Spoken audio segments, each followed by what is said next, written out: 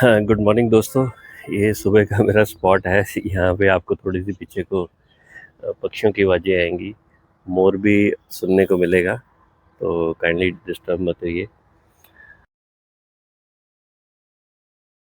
देखिए, health insurance के अंदर मैं हर रोज़ कम से कम 3-4 नए लोगों से मेरी बातचीत होती है, और एक फीडबैक मुझे बार-बार मिलती है लोगों से बातचीत करके कि जब भी हम पॉलिसी ले रहे हैं, मैक्सिमम लोग फंडामेंटली एक जो जो सबसे बड़ा प्रिंसिपल है हेल्थ इंश्योरेंस का, उसको भूल जाते हैं कि जब तक मैं यही नहीं डिसाइड करूँगा।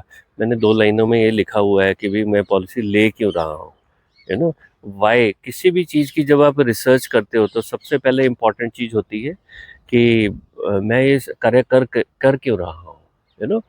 तो ये जब आप पॉलिसी की सिलेक्शन कर रहे हो तो उस टाइम के अंदर सबसे पहले आप ये चीज़ फिक्स करो कि ये मैं पॉलिसी खरीद क्यों रहा हूँ, मेरी अल्टीमेटली रिक्वायरमेंट क्या है, और वहाँ से आपको एक कंक्रीट फैक्ट बेस एक चीज़ लेके आनी है कि भाई मुझे सम एश्योर्ड कितना चाहिए।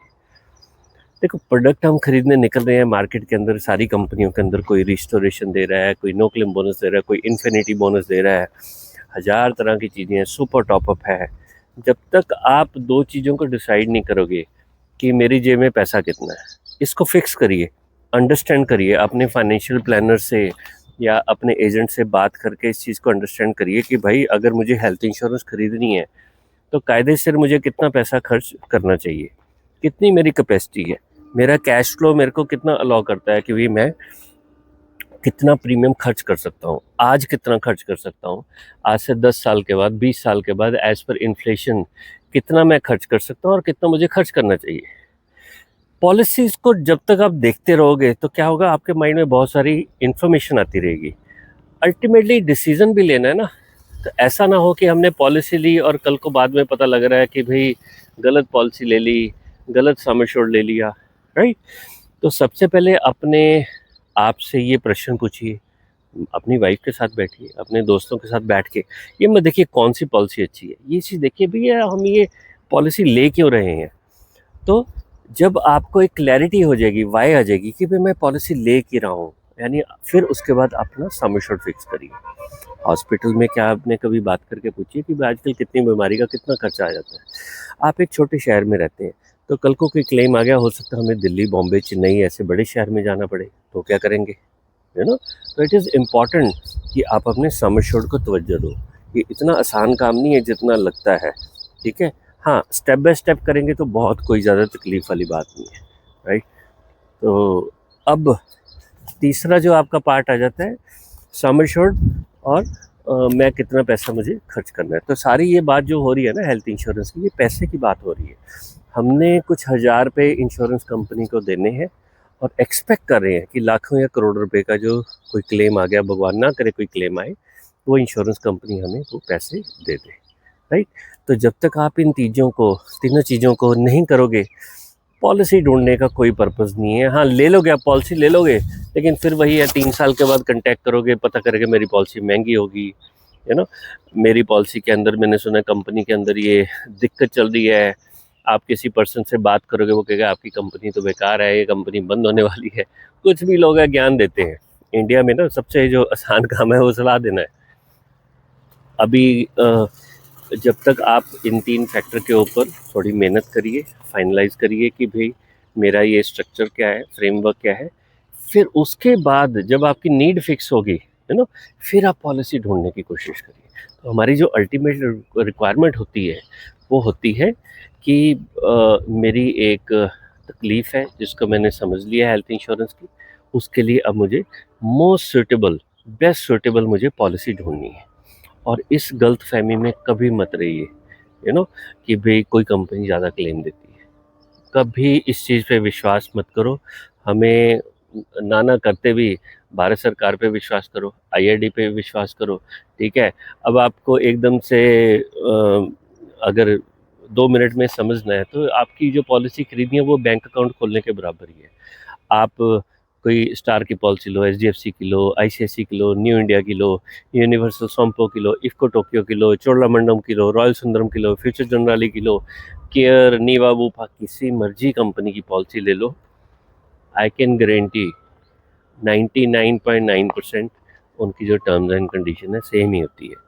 देखो, अगर आज किसी पर्सन ने पॉलिसी ली और उसको 6 महीने, 1 साल, 1.5 साल, पौने 2 साल, 18 महीने के बाद भगवान ना करे उसको कोई स्टोन की प्रॉब्लम हो जाए, है ना, पित्ते की पथरी होगी जिसको गॉल ब्लैडर बोलते हैं, वो हो जाए, या किडनी का स्टोन हो जाए, तो नेचुरली तकलीफ होती है, हमें कई बार उसी टाइम पे सर्जरी करवानी पड़ती है। तो अंडरस्टैंड करिए कि कौन सी कंपनी है इंडिया में जो ये क्लेम देती है। सभी कंपनी, ऑलमोस्ट 99.99% कंपनियाँ, ये कंपनी पहले 2 साल क्लेम देती ही नहीं है। तो जो कंपनी बोल रही है मैं ज़्यादा क्लेम देती है, तो क्या वो इस चीज़ का क्लेम देगी? इम्पॉसिबल। उसकी टर्म्स एंड कंडीशन में लिखा है। और जब ये प्रोडक्ट मार्केट में लॉन्च हो रहा है, उस टाइम पे आईआरडी इंश्योर करती है कि सभी कंपनी की पॉलिसी स्टैंडर्डाइज होनी चाहिए। इंश्योरेंस के अंदर ये लोगों को जो अपना टाइम वेस्ट है वो इस चीज़ पे करते हैं, कौन सी कंपनी अच्छी, कौन सा प्रोडक्ट अच्छा। आपको अगर ईमानदारी से मेहनत करनी है, 2 पॉलिसी उठाओ कोई भी, और उनकी टर्म्स एंड कंडीशन को चेक कर लो। अगर आप ये मेहनत कर सकते हो, वही मतलब देखो, एक तो होती है बहस वाली बात कि मेरे को मेहनत नहीं करनी, ठीक है, मैंने कहीं पे ये सुना हुआ है, उसके हिसाब से मैं सोच रहा हूँ, दुनिया को भी ज्ञान देने लग रहा हूँ, ये फालतू की चीज़ें होती है। रैशनली, लॉजिकली, टेक्निकली अगर आप पढ़े लिखे वाली बात करोगे, समझदारी वाली बात करोगे, तो जब तक आप टर्म्स एंड कंडीशन पढ़ोगे नहीं, तो 2 कंपनीज को क्या कंपेयर करोगे, ठीक है ना। फिर आप किसी के नैरेटिव में आ जाओगे।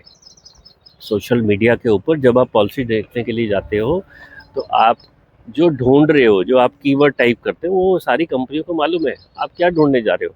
आप देखोगे best health insurance policy in 2025 की कौन सी कंपनी ज़्यादा क्लेम देती है, ज़्यादा से ज़्यादा 4-5 चीज़ें टाइप कर सकते हो, सारी कंपनियों के पास वो डेटा है।